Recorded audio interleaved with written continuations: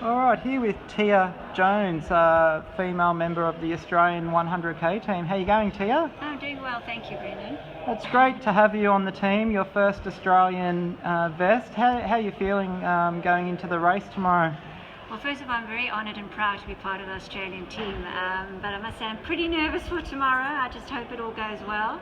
Yeah. But pleased as punch to be part of the team. It's great. It's great to have you. You've got a very interesting background story. Tell the listeners back home just a little bit about your life history. You know, where you grew up, and also a little bit about how you came to running and to this point. Right. Well, I was born in Durban, South Africa, and only really started running very late in my late 30s initially. In 1999, I decided I was going to do comrades. Didn't know what I was doing, trained very badly, injured myself quite badly with severe ITB. That was in 1999, and then we left. My husband is in oil and gas, and so he does project management, so we ended up traveling the world for the next few years.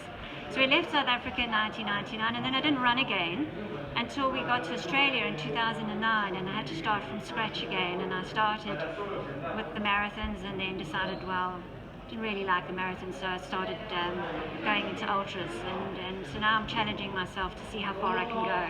Yeah, and you spend most of your time in Dubai now, obviously. Yes. With your husband's work. When you're in Australia, you call Brisbane home? Yes, and yes. I guess, you know, being a bit of a global kind of resident, you find yourself in Spain now, and you've got some close links to Spain as well. Yes, well, when we left South Africa, we sold up our house, and then we moved to the Middle East for a number of years, and we decided we needed to buy a property somewhere. So at that time, we bought here in Spain. That was 14 years ago, and we've been coming back every year. And then when we moved to Australia, we still kept coming back here every year, even though it was a much longer journey to get here. All right, so let's talk about the journey to tomorrow, tomorrow's race. You've had a cracking 2016, including a podium, a second place in your age category at Comrades, which to the keen ultra running follower will understand the significance of that, because Comrades is no doubt the most competitive race in the world. So tell us a little bit about your 2016 and how you got to qualifying for the race tomorrow. Well, my 2016 didn't start off too well. I had two races at the beginning of the year, which were run in Europe in winter, and it wasn't so good. So didn't have a particularly good start. And then my ultimate goal for this year at that time was to do the 100 miler in Berlin, and Comrades was a stepping stone in training to get to Berlin. And I started seriously with the training from about January, February, and did progressively longer runs in preparation for Berlin. So when I got to Comrades, I was feeling pretty strong. It was a down run, which I particularly like. I was very happy to come second in my age category. Quite delighted with that, actually. Mm-hmm. I accept the fact that because of my age, I'm now 51, and it's always nice to be competitive within your age category. I know I can't compete with the younger women, but to do well in my particular age category was very satisfying. Yeah. And then so after Comrades, then it was on to Berlin, and that went very, very well. I ran it last year, and was third last year, and I ran it this year and actually managed to win it, so I was very pleased. Congratulations. With that. Yeah. And that was a 100 miler on trail or road? It was well, it's mixed surfaces actually. Okay. It's road to trail to you run around the entire circumference of West Berlin. Oh wow! So What's the name of it? It's called the Berlin 100 miler. So you run what used to be the Berlin Wall. Oh wow! And it's run in commemoration of people who died trying to cross over the wall. Yep. So it was one of the training runs I had to do in preparation for this. I was going to do a 6 hour in Adelaide, and I was hoping to get about 70 Ks in there, and then you contacted me and said, well, look, come on, have a go at qualifying for the 100K. And so I thought, shouldn't I? Really didn't think I had a chance. Yeah. So I thought, well, I've got nothing to lose, let me give it a go. Yeah. So I quickly changed my entry from a 6 hour to 12 hour.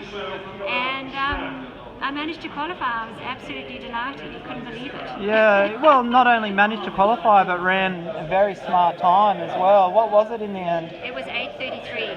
Yeah, which is Yes. a B qualifier, but not far from an A qualifier. And I guess the message out of your story, Tia, is that ultra running is a sport for all ages, and you can achieve a high level well into your middle years of your life, I guess. Yes.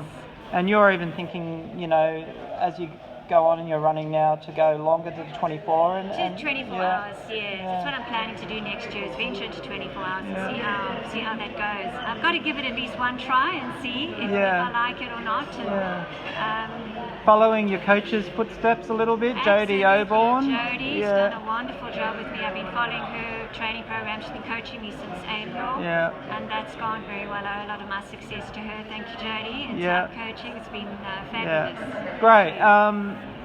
So tomorrow, Yes. what are you looking to get out of the race, both personally and as a running kind of goal? If you set yourself some goals for tomorrow, Yeah, well, obviously my first priority is to do well for the team. I would like to do the best I can for the team and for my country. That's my first priority.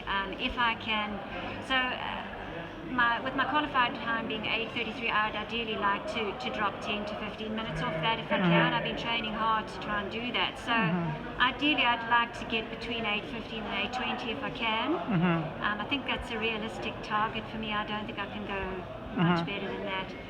So just to go out and try and be consistent throughout the run, make sure I get my nutrition right, and hopefully it goes to plan. Yeah, don't do anything differently than you've done before, but just hopefully do things a little slightly better. Yeah, I just guess. knock a few seconds off each K and hopefully get it down that way.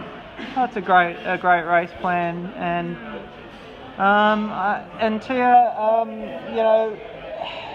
for all the women back home in Australia who may be watching, do you have a little message for anyone back home? I just want to say, don't let age be a barrier. You can do whatever you put your mind to, and it's particularly long distance running. It's bulk.